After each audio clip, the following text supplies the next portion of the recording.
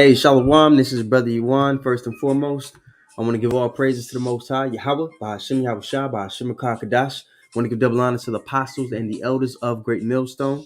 And I want to say shalom to all the brothers and, of course, the few sisters who are pursuing this truth and sincerity. All right? May the blessing of election be upon your house. Today, we're going to talk about how agape, right, is the pathway to peace and happiness. Everybody is in the rat race here on this side. Those who don't have the spirit, the pursuit of happiness, so to speak, and they're seeking gratification of their flesh.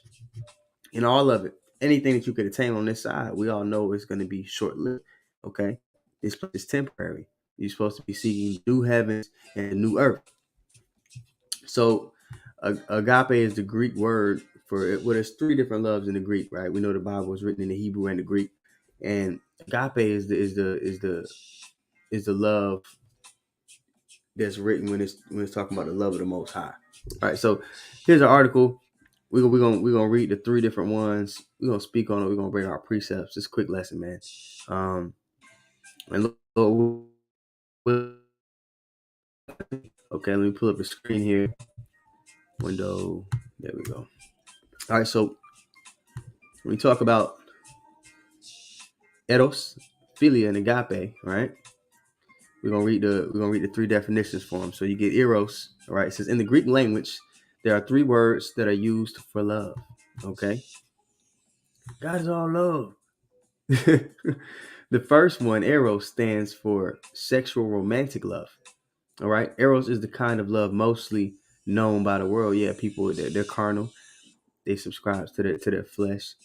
So this is the equivalent. This is in most people's minds, that sexual love, that equivalent, that's the highest equivalent. It's this eros love is what generally motivates people. Okay, the second word, philia, generally refers to affection between friends. All right, from this word we have Philadelphia, the city of brotherly love. Although eros and philia have others as their focus, they both can be motivated by self-interest. Self-interest. Keep that in your mind as the lesson goes along. By self-interest, self-gratification, and self-protection. They are both the kind of love that is designed to satisfy the desires of one doing the loving. There may be an element of giving involved, but it is a giving for the purpose of getting something in return. Okay? Now, this is the word we want down here. The third Greek word for love is agape. The meaning of this word for love stands in sharp contrast to that of the other two words. This word alone points to a completely self-sacrificing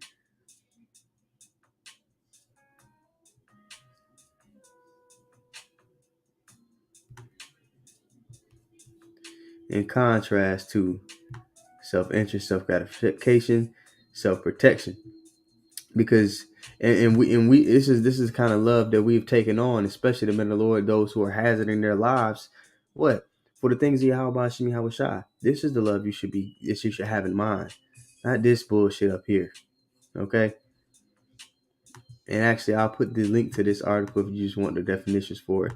I'll put it on the comment board right now. All right? Bookmark it or something for yourself. All right. Let's read this definition. The Greek word most frequently used for the love of God, the love for actually, so like you're right here. The third Greek word for love is agape. The meaning of this word for love stands in sharp contrast to that of the other two words. This word alone points to the completely self-sacrificing love, a love that lacks self-interest, self-gratification, and self-preservation. Agape love is motivated primarily by the interest of the welfare of others. In the New Testament, agape is that's the point I wanted. All right. Now let's go to John 15th chapter and the 13th verse. Actually, we'll start here at 10. Okay. It says, if you keep my commandments, ye shall abide in my love, even as I have kept my Father's commandments and abide in his love. So that the duty of keeping the instructions of your Father, because if you're following through the duty that we've been given, right? Actually, let's get it. Ecclesiastes 12 and 13. We'll start here. Let us hear the conclusion of the whole matter. Fear God, and these precepts all you guys know. Let us hear the conclusion of the whole matter. Fear God and keep his commandments, for this is the whole duty of man. Okay? For God shall bring every work into judgment, and every secret thing, whether it be good or whether it be evil. So your true concern should be, am I following through with the duty that I've been given? All right. Back to John the 15th chapter, the 10th verse. If you keep my commandments, ye shall abide in my love, even as I have kept my Father's commandments and abide in his love. And again, that just makes me allude to what? In the times to come, as this destruction happens, what? Yahweh Shah, the Son, the man who the Father has bestowed all things upon, he's going to be the men's covering. The men of the Lord are going to be the women's covering. There's a certain order. You gotta give it straight and skinny, man, which a lot of people don't do. So and which alludes to the fact that they're not abiding in the love of the Most High. Right? These things have I spoken unto you, that my joy might remain in you. Okay. This duty is entangled with happiness and joy. Because the end of keeping this duty is a great reward, man. Is peace. This is the pathway to happiness and peace, right? Agape. Following the Lord's will. Okay? Not being self-willed. Not trying to fill that hole that you feel inside with carnality, with recognition. Put your head down and focus on your duty, man. Simply put. And everything else will fall into place. The Lord will add all that stuff onto you. You see? These things have I spoken unto you, that my joy might remain in you, and that your joy might be full. This is my commandment, that ye love one another as I have loved you. He kept his duty. And then he goes on to say this. He goes on to elaborate on the highest form of love, which we just read the definition, right? This true love, right? Completely self-sacrificing love, a love that lacks self-interest, self-gratification, and self-preservation.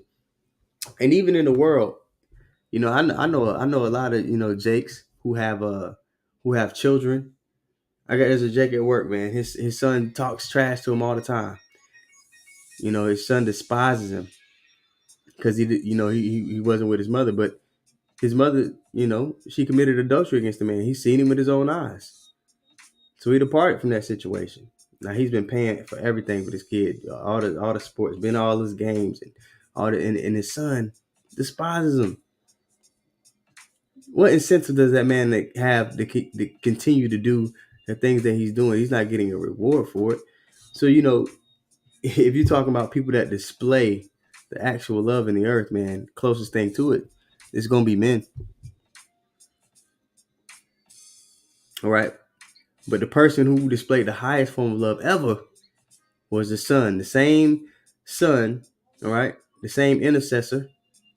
That two parts of these niggas, they don't really acknowledge. That you have Israelites who speak against them, who make lessons, who come on our comment board and talk down about the very man who's our intercessor so that we can have deliverance. The very man that was so selfless for us. All right? It's madness. It's madness. It's John 15:13. Greater love have no man than this, that a man lay down his life for his friends. None of us could have got up on that cross and did what Yahweh Shah did. And would have even wanted to, seeing all the wickedness that these niggas, are on, seeing how engulfed in darkness that they are. And they like it there. And for somebody to completely disregard what he did for us, that person is a niggard.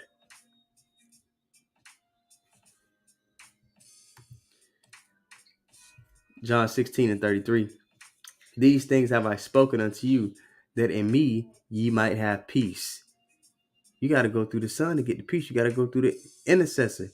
You got to go through Melchizedek, man.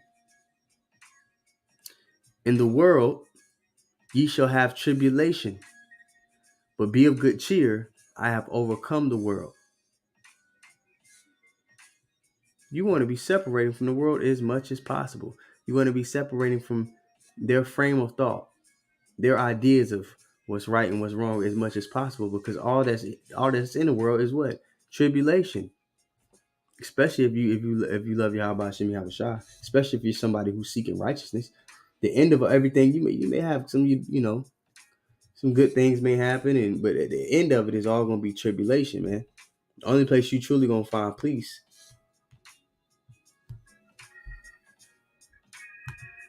is in Him, man.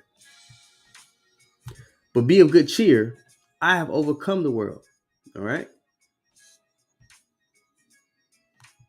So all the sorrow, the hole that you feel in your spirit, man, it needs to be filled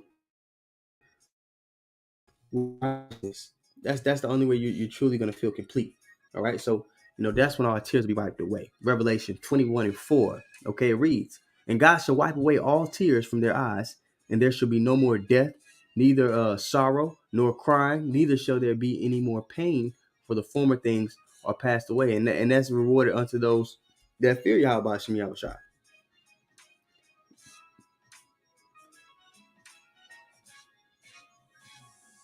All right, that upon the return of our Lord, upon the falling of this kingdom and its and the wine that's been pushed here, upon that being wiped away, is when we truly get to be in joy and peace and happiness. So you need to be hastening the coming of our Lord. You need to be longing for the downfall of this kingdom. You can tell a lot about it, somebody who claims to be an Israelite, by how invested in the world that they are. Now you gotta have a job. You gotta, you gotta you gotta use the world and not abuse it. But you're supposed to be what? It said the elect will be sighing and crying for the abominations being done in the midst thereof. If somebody's genuinely, you know, irritated by the wickedness, if somebody's genuinely, of sorrowful heart, like seeing, like, oh my goodness, man, look at the constant wickedness that we're bombarded with. We got to be delivered out here, and they'll show that they'll be watching the lessons, they'll be studying, they'll be trying to replace, all their leisure, all their free time, they're gonna be giving it to the Lord, because they're trying to escape the world through the Spirit. They're coming out. They're coming out of her. You see, come out of her, my people. They're coming out of her because they're like, man, there's no rest here. The only place I have peace and rest is in the Lord. So you'll see it in their doings about what they give their time to, and the principles that they stand on. They're going to be rehearsing the righteous acts to the best of their ability. They're going to have the Lord's instructions in the forefront of their mind. Let me tell you something about somebody who, about just people in the world in general. These people, they do not have the Lord's instructions. They do not have balance. They don't operate in righteousness. So in turn, they have no identity.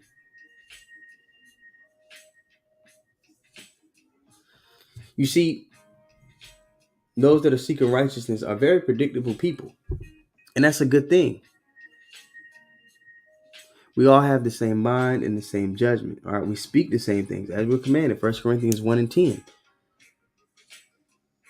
We're gonna follow. We're gonna do what our Father told us to do. Good thing. So that's why you see brothers could, the brothers from Mississippi come down here. I've been away from Elder Nasser Zakbak for a while. We'll get together and it's just like we never left. It's automatically things just flow. Why? Because we have the same mind, the same judgment.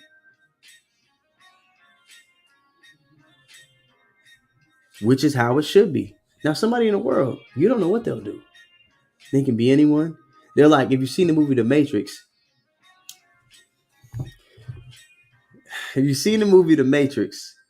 uh, what's the guy's name? Not what's the agent's name? If somebody knows his name, put it on the comment board. Goodness. Let me look it up real quick. Agent's name in Matrix. Matrix.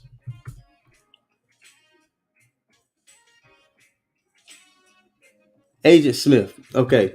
So if you've seen the movie, Smith. If you've seen the movie The Matrix, Agent Smith, all right, which, Esau, he's infected everybody with his wine.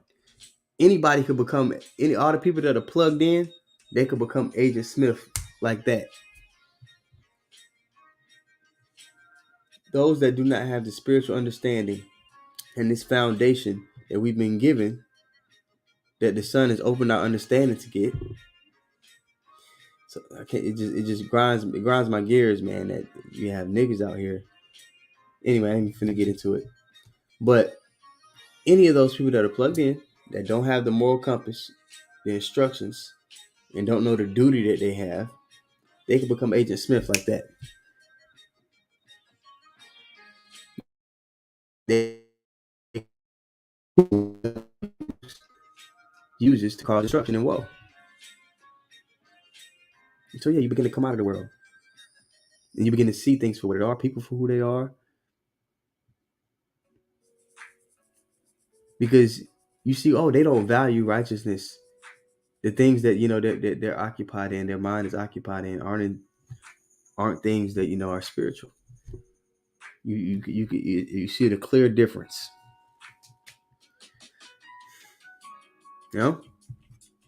So back to it. Revelation 21:4 once more. And God shall wipe away all tears from their eyes, and there shall be no more death, neither sorrow nor crying, neither shall there be any more pain. For the former things are passed away. And that's what we hasten, man. We want the new heavens and a new earth. Proverbs 3:13. All right. Happy is the man that findeth wisdom. Happiness equals the wisdom, and not just any wisdom, the wisdom of the Lord. Simple math equation. And the man that getteth understanding. All right. So, I don't want that right now. Let's get off that one. John 3:16. So they read this in the world. Now I'll put this up here with the first couple of precepts we read. And this is going into, I put this up here just to go into the self-sacrificing, man. Because we talked about the definition for that word agape. Let's read it again. The third Greek word for love is agape. The meaning of this word for love stands in sharp contrast to the other two words. This word alone points to a completely self-sacrificing love, a love that lacks self-interest, self-gratification, and self-preservation. Now we go back to John 3:16. All right, for God so loved the world that he gave his only begotten Son, that whosoever believeth in him should not perish but have everlasting life. How is the Lord benefiting from sacrificing his Son? No, he's not. We're benefiting. And you have niggas who are just so ungrateful. It baffles me. It doesn't really baffle me because that's their part in the movie, but it is irritating. All right, John 16:33. Oh yeah, I read that already. Read that one. I think these are all the ones I want to bring out. Yeah. This 2 Peter 1:10. It's my last one, and I'll end it here. It says, "Wherefore the rather, brethren," this 2 Peter 1:10. "Wherefore the rather, brethren, give diligence to make your calling and election sure. For if you do these things, you shall never fail." All right, man. So agape. That's the pathway to happiness and peace, which I would assume all of you want. All right. Don't get distracted, man, because the test is upon us. We're getting into it, so stay locked in, man. You're gonna have different trials and a lot of things, in these coming days. You're gonna be tested. Little things gonna pop up. You're gonna have little, might have to deal with family or whatever. Might have to deal with stuff at work, to try to get you off focus. The Lord might even, I put it like this. It could be things that are bad that's trying to mess with you. It might be people that that's in your life and trying to distract you and pull you away from the from focusing on what you should focus on. Eliminate the distractions, basically, is what I'm getting into. This is the focus right now. It's fourth quarter, home stretch. So, Lord willing, with all yourself, rehearse the righteous acts to the best of your ability in hopes that you secure your spot. All right. So with that being said, we give all praises once again to the Most High, Yahweh, Bahashim Yahushua, Bahashim Kakadash. I'm going to give double honor to the apostles and the elders, great millstone. I'm going to say shalom to all the brothers and, of course, a few sisters who are pursuing this truth and sincerity, man. All right. May the blessing of election be upon Yahweh. Shalom.